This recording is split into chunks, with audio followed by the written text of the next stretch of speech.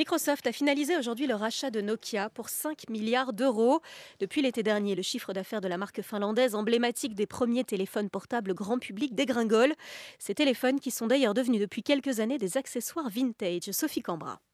Lilian Maurer habite Perpignan, c'est un passionné, il collectionne les téléphones portables. Depuis 15 ans, sa panoplie est impressionnante, 300 téléphones exposés chez lui dans des vitrines et parmi eux le Nokia 3310 et sa sonnerie inoubliable. Vendu à 126 millions d'exemplaires dans le monde entier, c'est un téléphone qui a marqué son époque.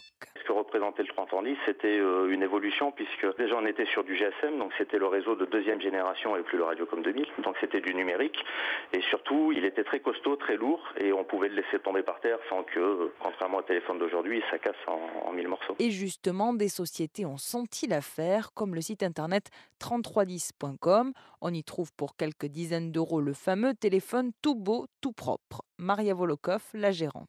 On les achète en stock à des entreprises de reconditionnement. Et du coup, on les débloque. Et ensuite, pour ce qui est des coques, en fait, quand on les reçoit, elles sont souvent sales. Et puis, on les renettoie, on les lave. J'ai créé aussi des boîtes, du coup, à l'effigie de la marque. Et j'avais fait des sortes de notices d'utilisation. D'autres sites de vente de téléphones des années 90 existent et vont même plus loin.